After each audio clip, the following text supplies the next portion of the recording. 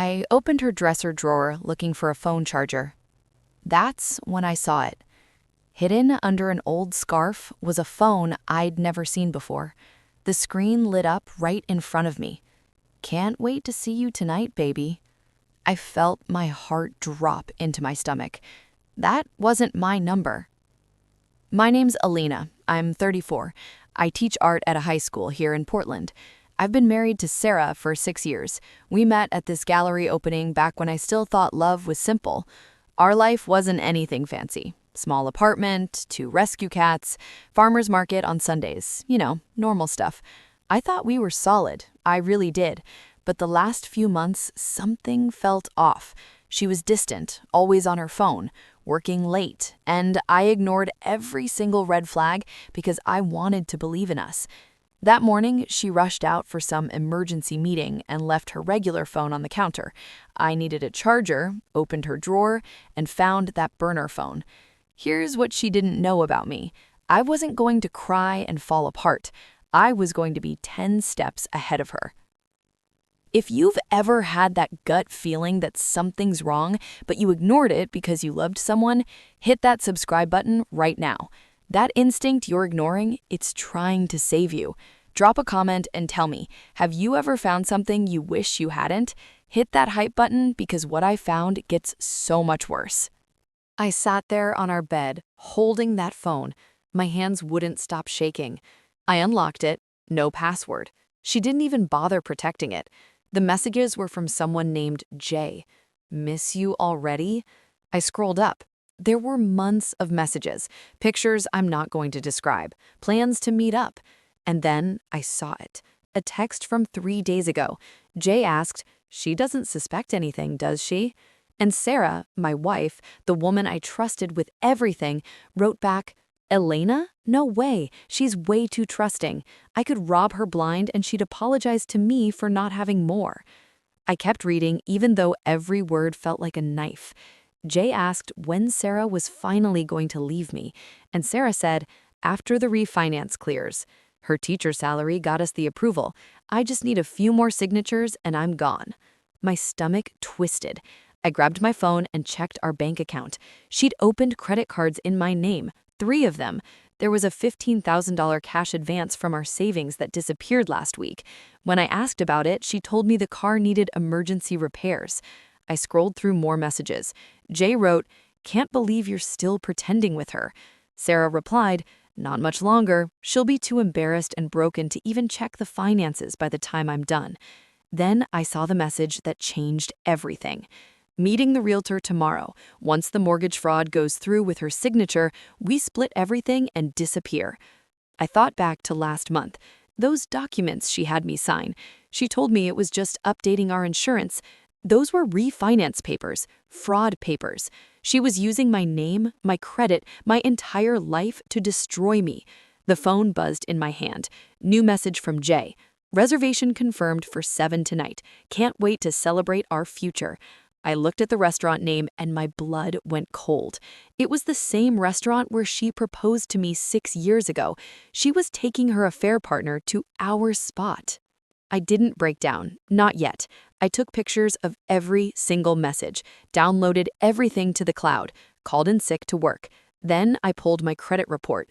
3 credit cards I never opened, $40,000 of debt in my name, a $75,000 loan application using forged copies of my pay stubs and signature.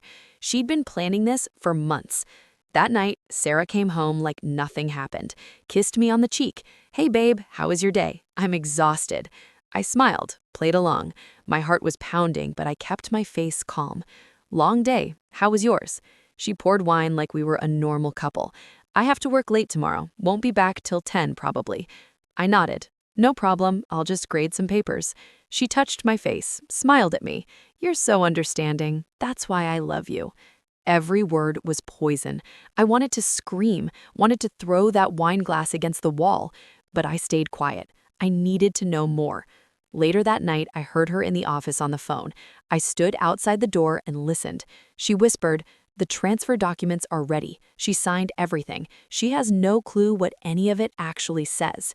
She was transferring our assets, everything we built. The next day, I followed her. She didn't go to work. She met Jay at a coffee shop downtown. And Jay wasn't some stranger. She was Sarah's coworker. I'd met her twice at company events. I watched them hold hands across the table, watched them kiss, watched them laugh. I got close enough to hear pieces of their conversation. 2 more weeks and we're in Costa Rica. New names, new life. Her money. Sarah laughed. Actually laughed. She'll be too embarrassed to report it. She'll blame herself. That's how these trusting types always are. They talked about draining accounts, transferring property, filing fake insurance claims. Then Sarah said something that destroyed me. I even got her to co-sign on my mom's nursing home debt. When that defaults, her credit's finished. This wasn't an affair. This was financial murder. She was planning to leave me homeless and bankrupt. Then Jay said, "This one was easier than the Seattle girl, right?" And Sarah laughed again. Way easier. Elena actually believes in love. I drove home in a fog, but I didn't cry. I didn't fall apart. Because here's what Sarah didn't know. I wasn't always a high school art teacher. Before teaching, I spent 5 years as a forensic accountant. I investigated financial crimes for a living. I burned out and wanted a quieter life, so I switched careers. But I still knew how to trace money, how to build a fraud case, how to document everything the right way. And I still had connections. My best friend from those days, Rachel, worked for the FBI Financial Crimes Unit now. I called her that night. "Rachel, I need help. I think my wife's a con artist." I started building my case. Screenshots, bank records, credit reports. I contacted every credit card company and started creating a paper trail showing I was the victim. I had a plan Sarah never saw coming. I remembered my training. Document everything. Stay calm. Let the target think they're winning. She thought I was weak. She thought I was stupid. She was wrong. I wasn't just going to escape. I was going to make sure she paid for everything she did, not just to me, to everyone. 2 days later, I met Rachel at this diner outside the city. She went through everything I'd gathered. This is textbook fraud, identity theft, maybe even organized crime. She wanted to open a federal investigation, but needed me to cooperate fully. "I want her caught," she said. "Not just gone, caught." Rachel brought in a specialist fraud attorney. We made a plan. I had to keep pretending, keep playing the loving wife while they built the case. 2 more weeks of torture, watching her lie to my face, kiss me, plan my destruction. It was the hardest thing I've ever done. Sarah got cocky, started getting sloppy. One day she brought Jay to our apartment when she thought I was at work. I'd stayed home. I heard them in my bedroom. "This was so easy," Jay said. "You're a genius." Sarah's voice was full of pride. "I've done this 4 times. They never figure it out." I texted Rachel. She had a surveillance team outside within an hour documenting everything. Meanwhile, Sarah kept pushing papers in front of me. "Just estate planning stuff, babe. Standard." I signed them, but I photographed every page first. She stopped hiding the burner phone, left it on the counter, didn't even care anymore. Then her mom called me. "I hope you're being smart about your assets, dear." That's when I realized her whole family was probably in on it. Every day was agony, pretending everything was fine while my life was being dismantled piece by piece. Rachel called me on day 13. 5 more days, then we move. Day 18. Sarah told me she had a work conference out of state. She was really planning to drain everything and vanish with Jay. I hugged her at the door. "Have a safe trip. I love you." She kissed my forehead. "Love you too, babe." Last lie she ever told me. When Sarah walked into the bank to make her final withdrawals, federal agents were waiting. Rachel's team arrested both her and Jay at the airport 3 hours later. At the exact same time, agents showed up at my door for my statement. That's when I finally broke. Months of holding it together just collapsed. I sat on my couch and sobbed.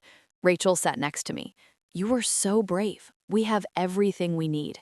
The evidence showed Sarah's real name was Christina Martinez. She had 4 other victims across 3 states, over $400,000 stolen total, and Jay, real name Jennifer, wasn't just the affair partner, she was the criminal partner. They worked as a team, target vulnerable women, get married fast, destroy credit, disappear. It was their business model. The prosecutor called me that evening. "We're filing federal charges. She's looking at 15 to 20 years. Later that night, Sarah called from jail. My hands shook when I answered. "I know everything," I said quietly. "I've known the whole time." Her voice changed instantly. Cold, calculated. "You don't know anything." I took a breath. "Forensic accountant, 5 years before I taught art. You should have done better research, Christina." Silence. Then, "This isn't over." "Actually," I said, "it is. The FBI has 4 other victims ready to testify. You're done." I hung up, blocked the number. A week later, Rachel connected me with Sarah's other victims. We met, shared our stories, a teacher, a nurse, a social worker, a librarian, all caring professions, all women she thought were easy targets. We stood together in court. Sarah got 18 years federal prison. Wire fraud, identity theft, organized crime. Jennifer got 12. When I gave my victim statement, I looked right at her. She didn't break me, she just underestimated me. It's been 6 months. I'm rebuilding, my credits restored, I kept the apartment, got her name off everything. I even started a new class at school, protecting yourself from financial abuse. I use my story to teach others the warning signs. Rachel and I are close friends now. I'm even dating again. Carefully, but hopefully. I learned something through all this. I'm stronger than I ever knew. Sometimes I pass that restaurant where she proposed. It doesn't hurt anymore. That whole thing was fake anyway. Now I volunteer helping other fraud victims recover. She picked me because she thought I was weak. Teachers, nurses, caregivers, she saw us as prey. But caring doesn't make you weak. Trust doesn't make you stupid. I survived, I fought back, and I won. Every morning I wake up free is another morning I choose myself. If someone you loved ever manipulated you, you know this pain. Financial abuse is real and it destroys lives. Subscribe and tell me your story in the comments. Have you been taken advantage of? Your experience helps others see the signs. Hit that hype button to get this story to people who need it. We're stronger together than the people who tried to break us. Your story matters. If mine touched you, subscribe and share your journey below. Every hype helps someone else find the strength to fight back. Whether you're healing from abuse, betrayal, or learning to trust yourself again, you're not alone. Thanks for listening. Your courage to keep going means everything.